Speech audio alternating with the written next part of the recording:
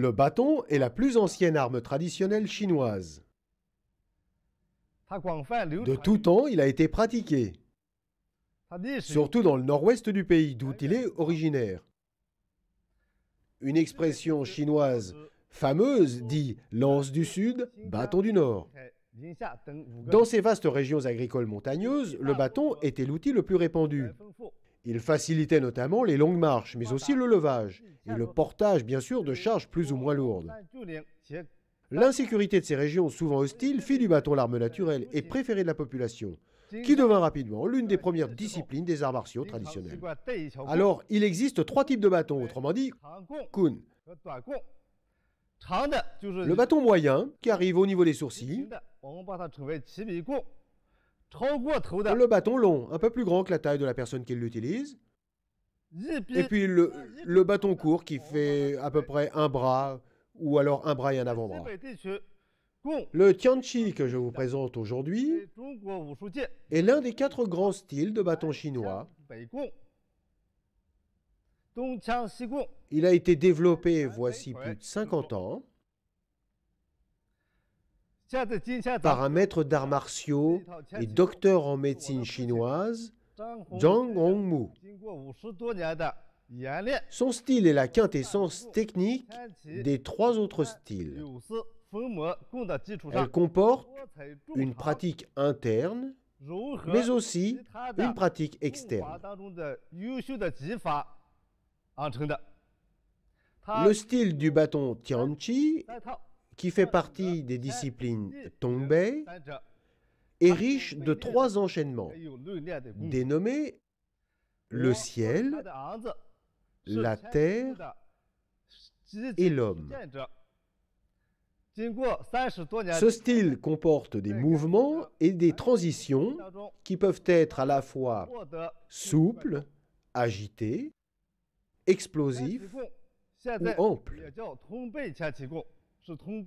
Dans ce style, ce qu'on recherche, c'est un état supérieur, dans lequel le bâton ne fait plus qu'un avec l'homme. On recherche une harmonie parfaite entre l'homme et son bâton. Moi-même, son fils et représentant de la 6e génération de l'école Tongbei, j'ai gagné des compétitions régionales, mais aussi nationales, à peu près 48 en tout. Et mon objet aujourd'hui, c'est de vous présenter cet enchaînement dont l'efficacité est reconnue. À vous, peuple français, que j'apprécie beaucoup, que je trouve gentil et doux. J'espère que la pratique de ce précieux héritage renforcera tout à la fois votre santé, mais bien sûr votre bien-être à tous, car c'est ce qu'on recherche dans cette pratique.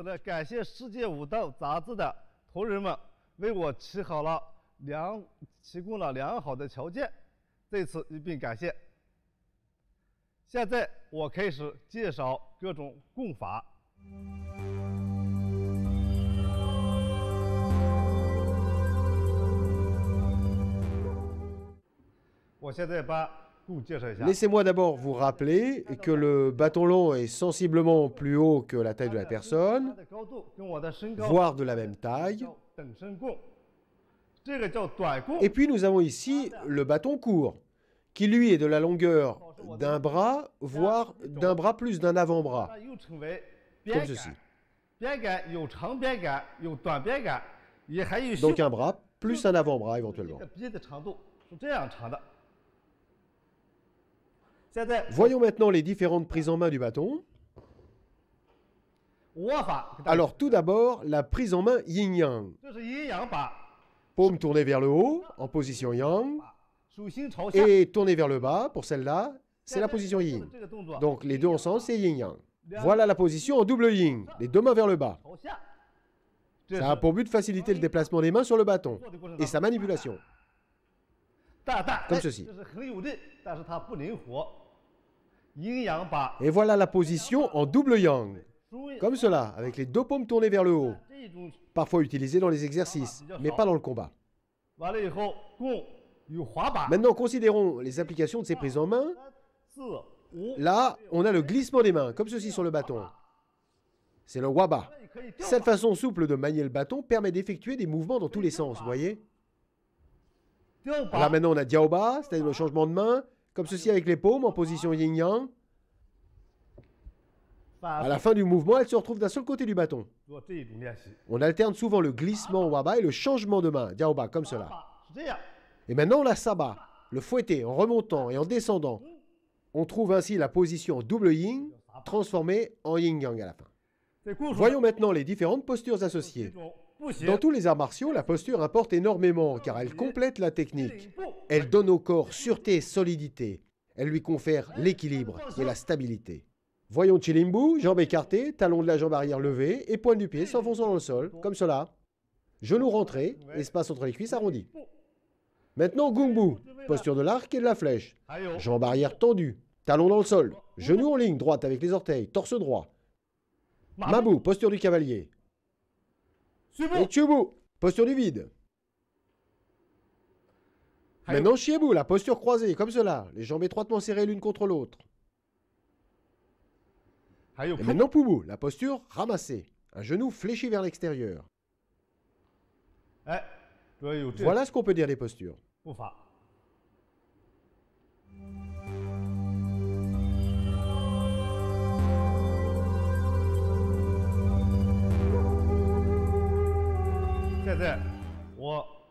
Les techniques d'attaque de base, on en compte à peu près 18.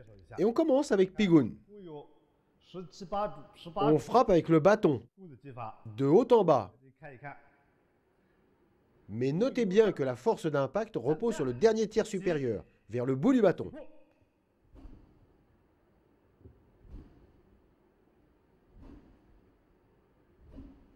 De ce côté.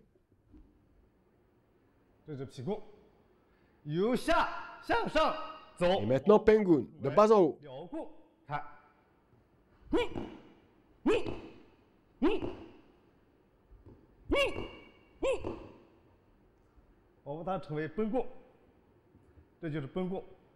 Et maintenant, on fait tournoyer le bâton verticalement de part et d'autre du corps. On emploie souvent les techniques Liao et Pi ensemble dans les enchaînements, comme ceci.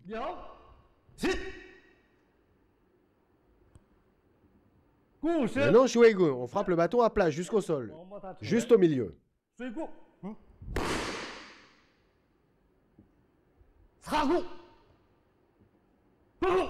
Position Za et Pen, comme ceci. Du côté, Shuei, Za et Pen.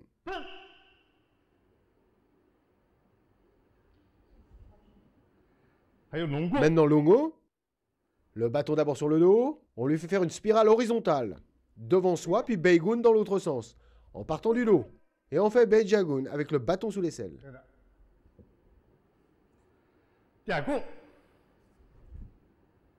Maintenant c'est Diago.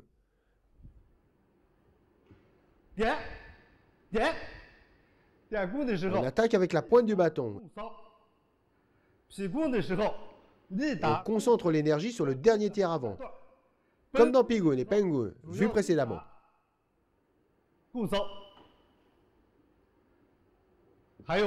Et maintenant Huagun. Sachant que Wu signifie danser ou dessiner, ici on nomme cette technique dessiner les fleurs, comme cela.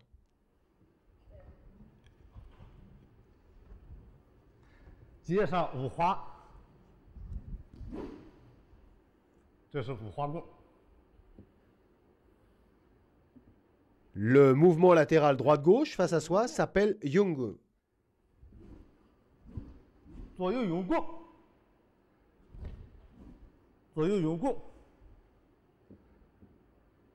Et puis Xiadengun maintenant, qui est une attaque avec le bout pointu du bâton vers le sol.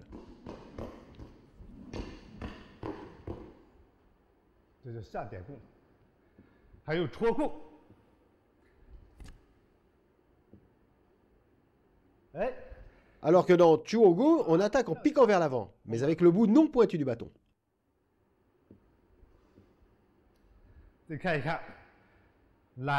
Et puis l'Aegun, comme ceci, on fait faire des demi-cercles dans le sens inverse des aiguilles d'une montre, au bout non pointu du bâton.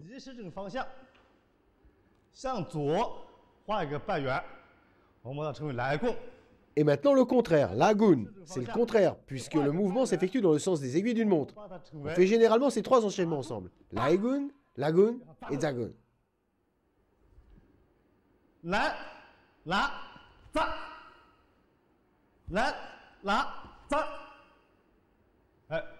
Sachant qu'avec Zagun, on pique à l'horizontale, mais là avec le bout pointu du bâton. Et maintenant Jagun. Frappe en partant du bâton sur l'épaule. Et maintenant Jagun. Frappe en partant du bâton sous l'aisselle. Et maintenant Chaogun. Tout en se projetant vers l'avant, on soulève d'un coup sec le côté non pointu du bâton, de bas en haut, pour se retrouver en fente avant.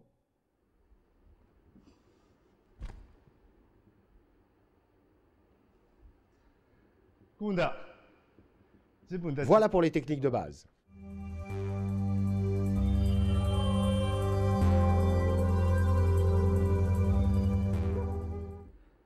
Voilà, je vais vous présenter l'enchaînement complet, qui est composé de 4 parties, chacune étant divisée en 8 mouvements qui s'imbriquent. Et si l'on ajoute les mouvements de départ et de fin d'enchaînement, on arrive au final à un total de 36 mouvements, comme vous allez le voir.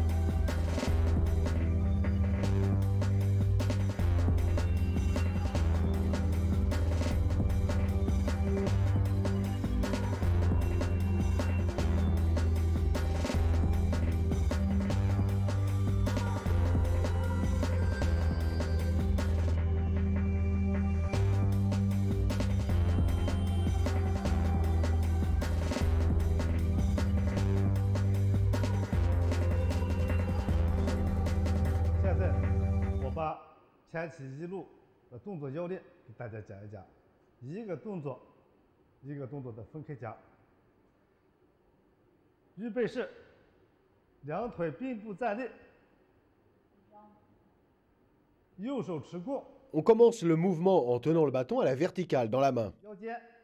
La main vient se poser sur la taille, puis on déplie le bras par l'arrière et on l'étire vers l'avant dans la posture Shubu. La posture du vide, vers l'avant.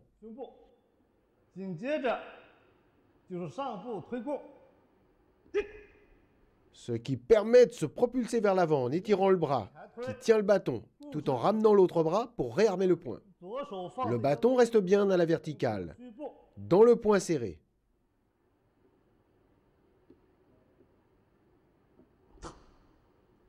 On le refait sans oublier de tourner la tête à 90 degrés pour ramener le bras de l'arrière. Le mouvement vers l'avant et la pointe du pied tendue devant.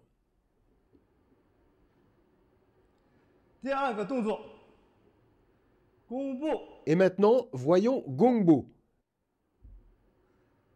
Le bâton passe dans la main gauche. Et on lui fait faire des cercles amples vers le haut, comme ceci. Et hop, mouvement de fauchage. Avec la jambe avant gauche qui vient prendre l'appui en fente.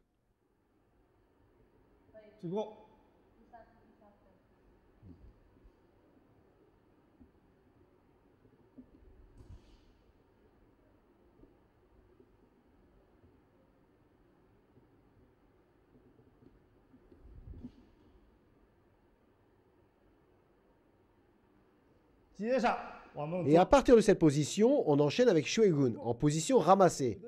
On ramène le bâton et frappe direct.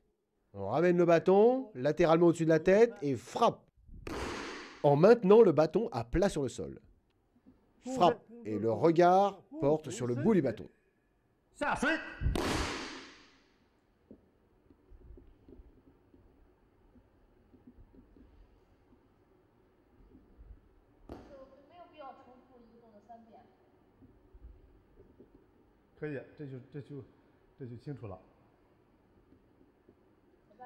Et voilà pourquoi on appelle cette partie l'encens vers le ciel. On se redresse en remontant le bâton, le regard porté vers la pointe.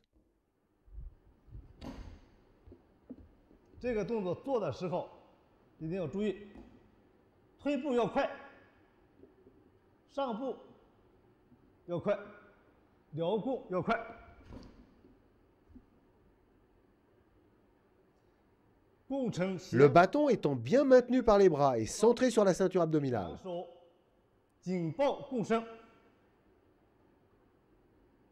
De là, on passe au mouvement Jen que l'on traduit par chercher l'aiguille au fond de la mer. On va chercher loin devant en avançant le pied avec détermination. Le regard toujours porté vers l'avant du bâton.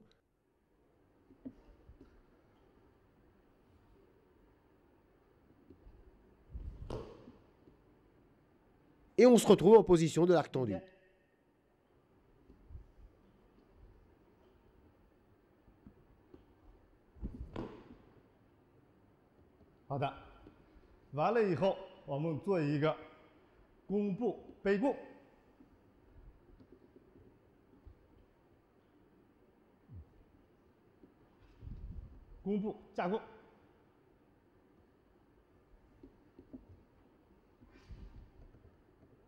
Ensuite, on va ramener le bâton comme cela, sur le coude, en Gongbu Jagu.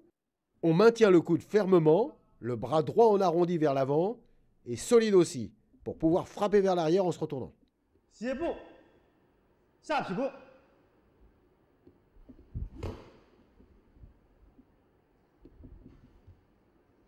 Toujours concentré sur la pointe du bâton. Le mouvement suivant s'appelle Zhangji joue de la flûte. On va se retourner et soulever la jambe avant alors que la jambe arrière reste bien enracinée. Et l'on va enchaîner avec un mouvement de rotation à 360 degrés sur l'arrière et vers la gauche.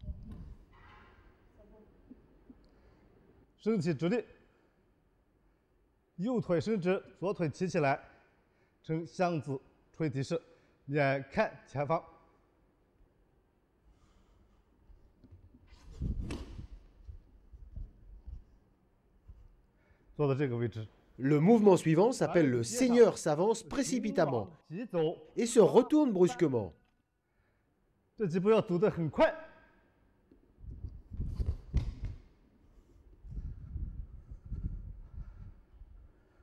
Les pas doivent maintenir le talon au sol et on en fait 5, comme cela. 1, 2, 3, 4, 5. Et on se retourne soudainement.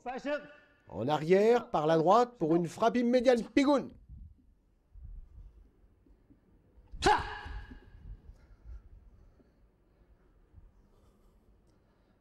Et là, rotation du bâton et un pas vers la gauche. Frappe lancée en diagonale. Et on revient en position bâton sur le dos. Posture Gungbu, Beigun, avec le regard loin devant vers la gauche.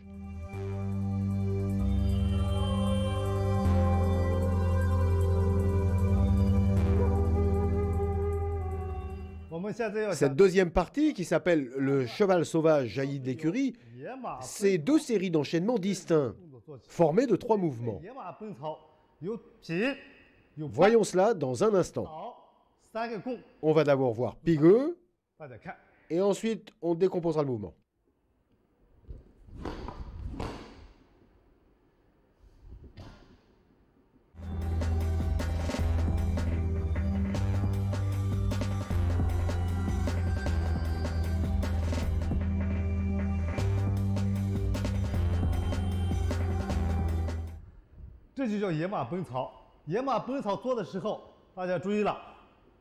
En position. Pigun. On attaque droit devant. Les mains en position yin-yang. On plante le pied droit et le bâton. Et rotation des bras. Position yin-yang des mains. Et à partir de là, on va se retourner automatiquement du côté opposé avec une frappe fauchée loin devant. On va chercher loin devant. Et ensuite, on se ramasse et on revient.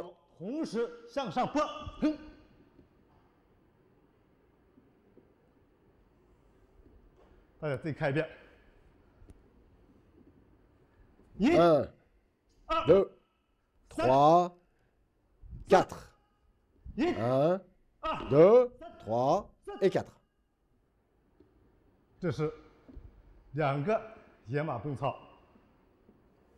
Maintenant, la deuxième série.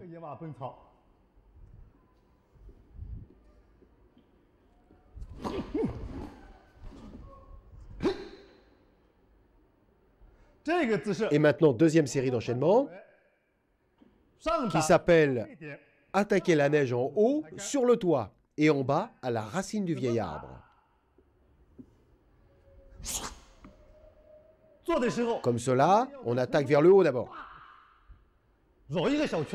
Encore.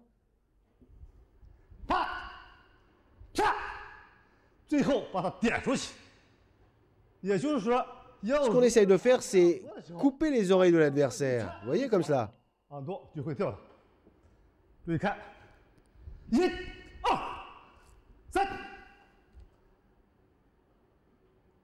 Et regardez bien ce dernier mouvement, appelé frapper la statue avec délicatesse. Avec le bâton dans l'axe de la jambe opposée, on ramène, on se ramasse, comme ceci. Et observez la position des mains, yin-yang.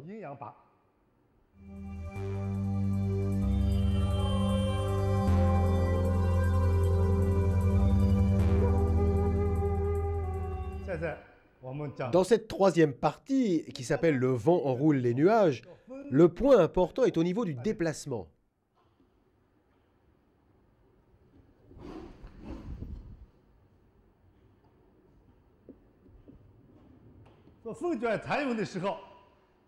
On avance et on recule d'un pas en tournant sur soi-même.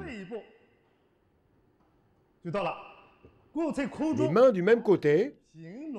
On fait 3 tours avec le bâton au-dessus de la tête. On reste bien dans l'axe.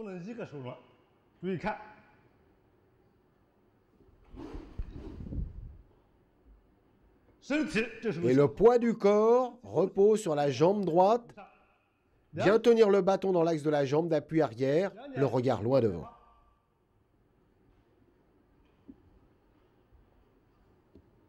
Je vous le refais.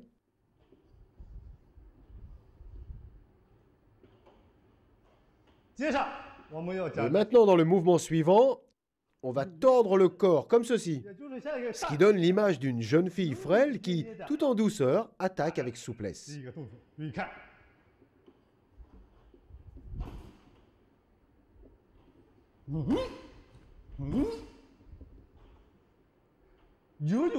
On fait une spirale et le corps doit former la figure d'un arc d'un côté du corps et de l'autre.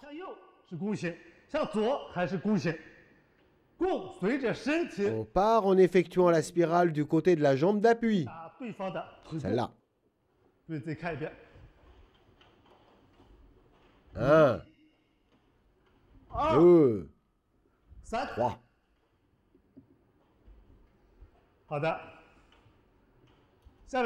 Ensuite, c'est le mouvement appelé dessiner les fleurs, qui est un mouvement de base.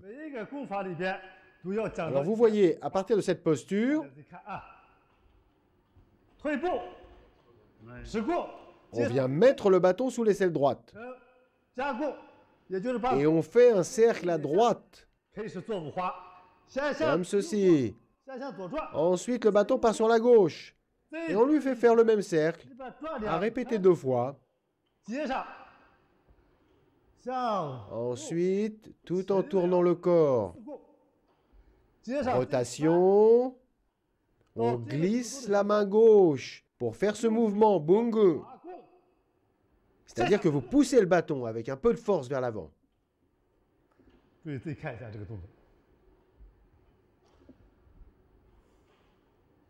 1, 2, 3, 4, 5.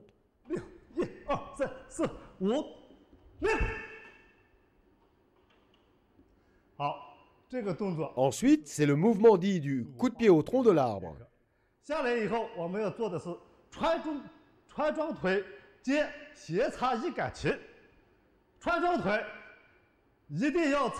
À partir de la position précédente bungu, on passe le bâton dans le dos. On fait le mouvement.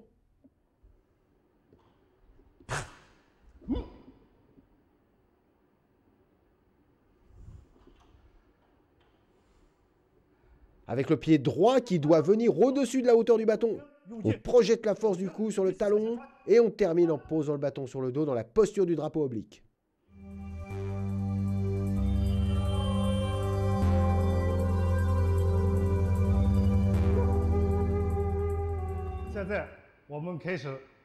Et maintenant, l'explication de la 4e partie. L'invisible engendre le visible, avec plusieurs enchaînements de mouvements.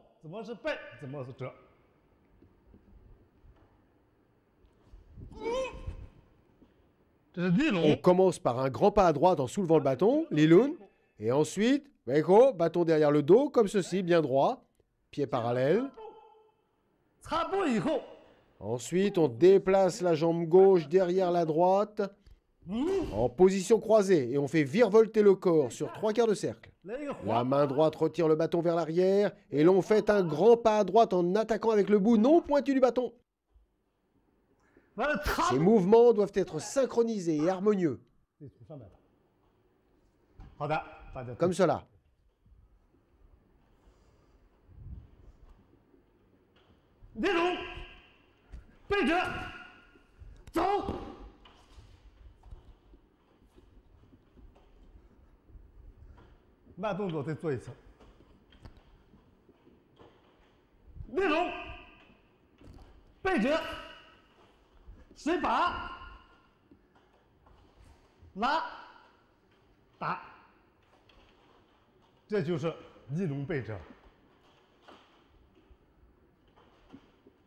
Alors on vient de voir ensemble le mouvement Lilun Beja. Et maintenant, nous allons voir un autre mouvement qui s'appelle Lunpi Dianpa. Glissement de la main gauche. Encore glissement de main. En avançant le pied gauche. On tourne le bâton à 360 degrés au-dessus de la tête tout en ramenant la main gauche à côté de la main droite, en la faisant glisser d'un côté à l'autre du bâton pour une attaque en bas. Encore glissement de main et frappe au visage.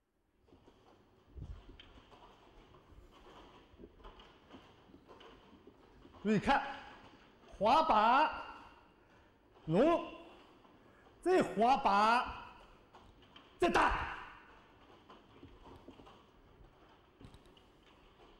再看一下这个动作啊，滑把，扔打。好的，下面我们要做的是。Et maintenant, le mouvement dit de l'invisible engendre le visible. 没有了，就是你感觉它没有了，它又来了，生出来一个儿子。注意看。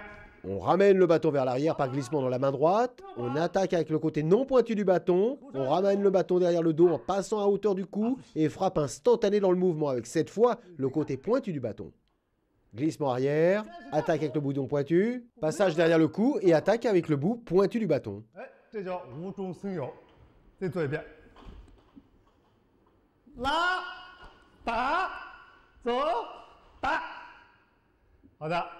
Et voilà maintenant le mouvement appelé le dragon noir secoue la queue. 接上我们把还有一招乌龙摆摆，看一看这个乌龙摆摆。 Dans cet enchaînement, il y a glissement de main avec la main gauche qui vient faire levier sur le bâton en se plaçant du côté non pointu du bâton dans ce mouvement pivotant en haut, comme cela. Et ainsi on renverse le bâton avec une grande puissance. Car la main gauche qui était en yang, paume vers le haut, se retrouve en appui, en yin, paume vers le bas.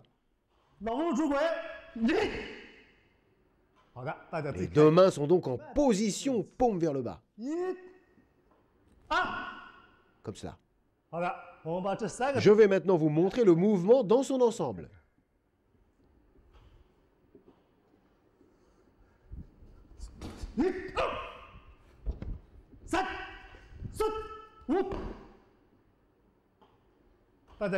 Et maintenant, le mouvement dit du dragon noir qui inverse le cours du fleuve.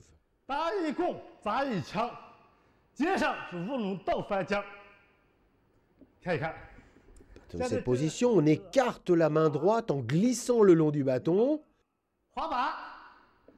On pivote vers la droite tout en reculant la jambe droite. La main gauche appuie paume vers le bas sur le bâton pour une frappe devant. Puis on pique au visage et parade.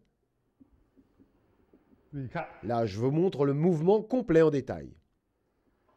Main droite en glissant le long du bâton. On pivote vers la droite tout en reculant la jambe droite. La main gauche appuie, paume vers le bas sur le bâton pour une frappe devant. Puis on pique au visage avec le côté pointu du bâton en posture de l'arc.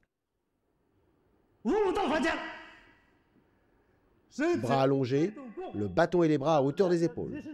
On fait un pas en arrière en se ramassant sur les jambes pliées pour parer un coup et on enracine les jambes dans le sol. Il est important d'avoir une force élastique dans les jambes.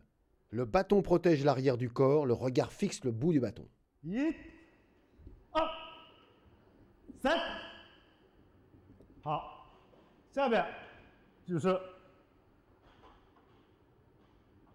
Et maintenant, avec le mouvement dit du boa qui s'enroule, on approche de la fin de l'enchaînement. On peut imaginer un serpent levé qui se déroule et s'enroule sur lui-même avec une grande souplesse.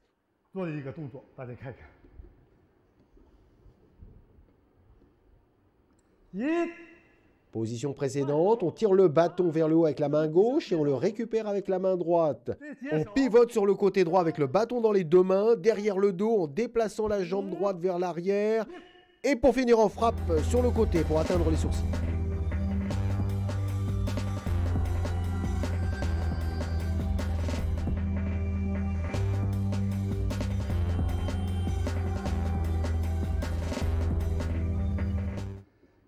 Voilà, je vais vous remontrer l'enchaînement.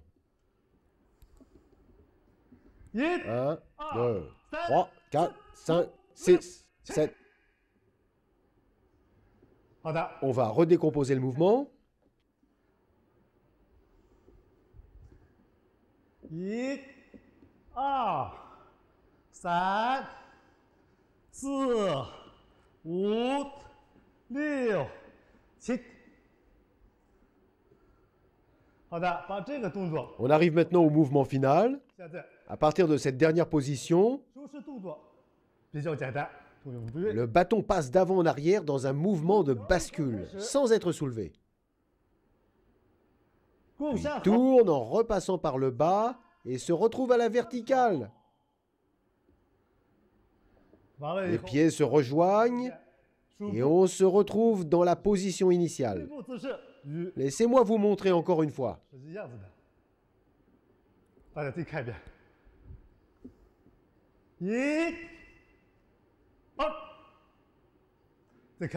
Et encore.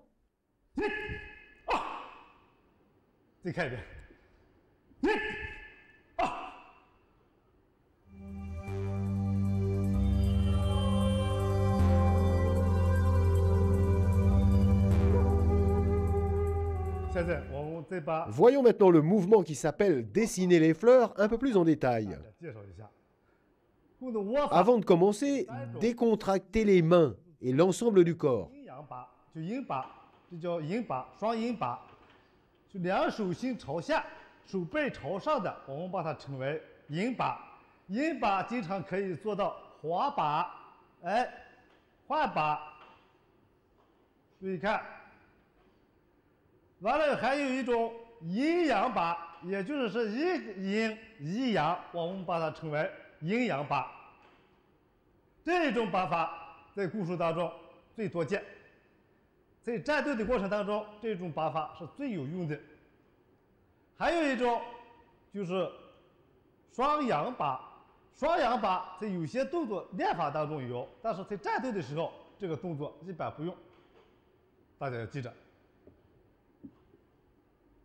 Et maintenant, voyons la transition entre le glissement et le changement de main.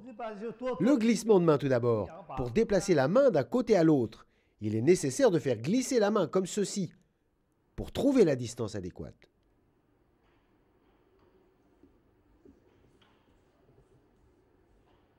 Et maintenant, le changement de main. Vous voyez, comme ceci. Cette transition des mains influence nettement la fluidité du mouvement. C'est particulièrement vrai dans le mouvement dit de l'invisible engendre le visible. Regardez. Regardez. Glissement de la main.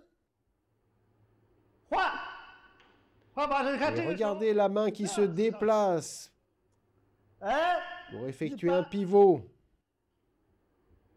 Regardez encore une fois. Déplacement de la main. Et à nouveau, déplacement de la main.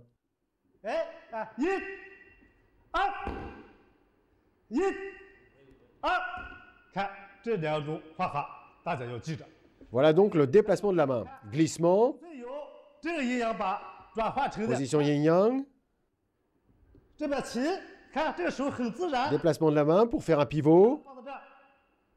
Rotation. Et changement de position de la main pour une frappe.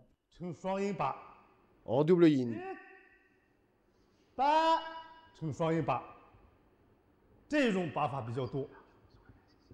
Voilà l'intérêt de ces changements de main et de ces glissements de main.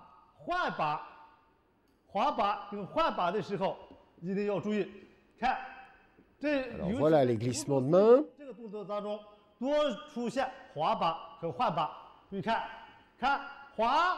Voilà, glissement.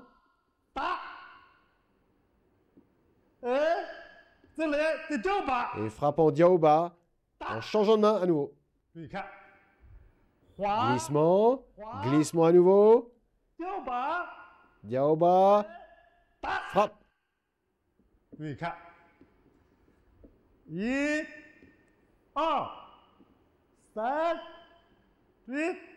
là, on change pour être efficace dans la frappe.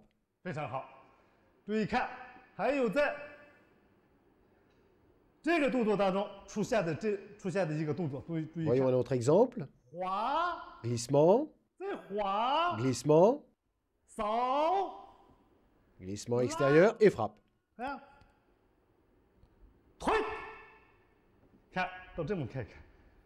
Revoyons ça. Glissement. Attaque en bas. Et parade.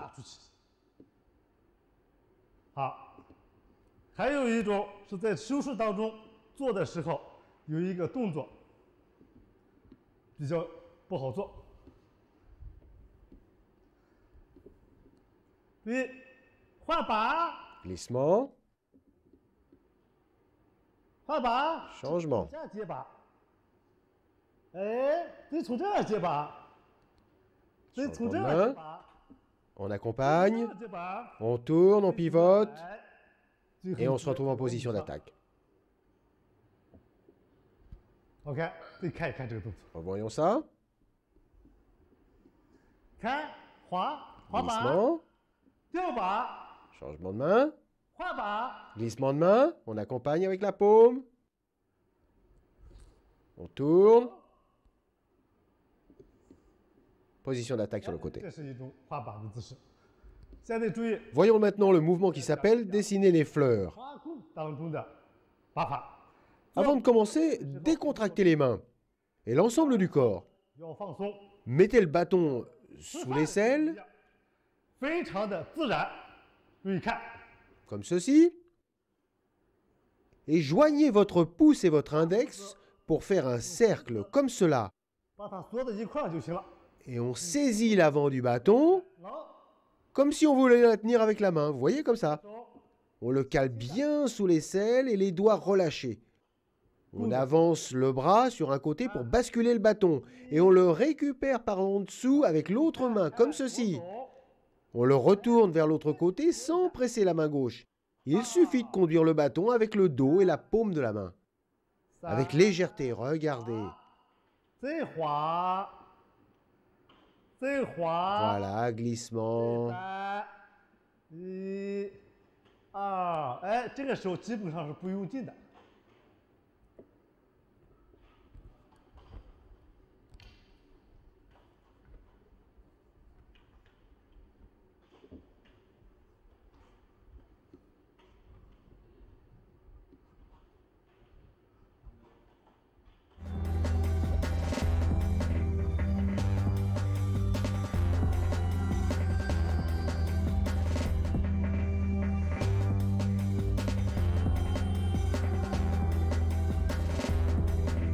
好的，现在我要告诉 Laissez-moi vous donner le secret. 再做 Il faut relâcher toutes les articulations. 两手腕一并 Main, 再 épaules, 放松，主关节 coude, 放松，主关节要放松，膝关节， genoux. 但是就有一 Mais 个 attention, toujours tonique sur les chevilles. 一定要用劲，手越自 Il 然 faut。savoir écouter la force au travers du corps qui donne le mouvement au bâton. 我从 Regardez bien sous cet angle. 1、2，看护士上下，哎，由身体的转动带动供。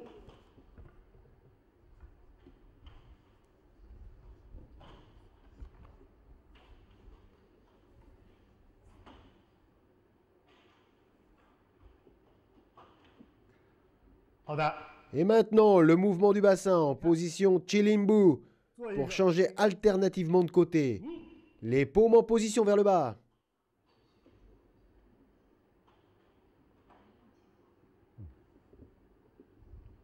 转垮。